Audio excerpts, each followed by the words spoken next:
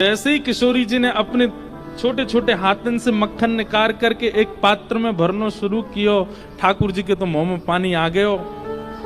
इतने में सब सखी बधाई देने लगी, अरे कीर्ति मैया बधाई हो, लाली ने पहली बार माखन निकारो है।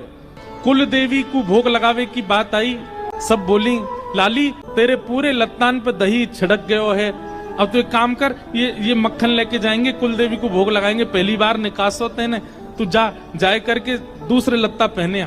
किशोरी जी दूसरे लत्ता दूसरे वस्त्र पहनने गई, सब सखियां भी किशोरी जी को तैयार करने गई। छोटी सी किशोरी जी चली गई, नेक सी एक सखी रह गई भीतर। ठाकुर जी गोपी बोली अरे तू ना जावेगी लत्ता बदलवे?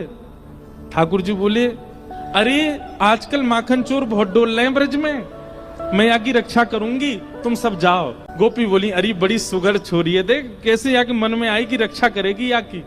अच्छा ठीक है तू रक्षा कर, हम जा रही हूँ। अब सब तो वहां से चले गए, मथनी और मटकी वहीं रखी, ठाकुर जी वहीं छुप के खड़े है गए, और जैसे सब गए सोई मटकी लेकर के वहां से भाजे। रास्ता में ठाकुर जी ने सोची नेक 100 मक्खन निकरो है, और मां सबरे वो मुस्टंडा खड़े होंगे खावे को, मधुमंगल सीधा सबरे खड़े होंगे, मक्खन लेके आ रहे होगो लाला, और ये नेक 100 तो है, सबन को बांटना पड़ेगा। तो ठाकुर जी ने मन में विचार किया एकांत कहीं देख के मैं ही पाई लाऊं याकू।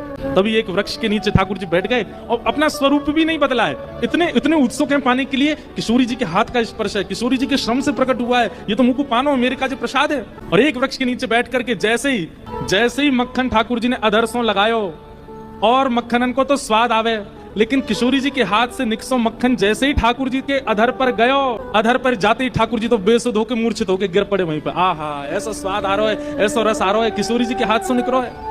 कीर्ति मैया बोली अरे गोपियों जाओ जाए करके ले आओ।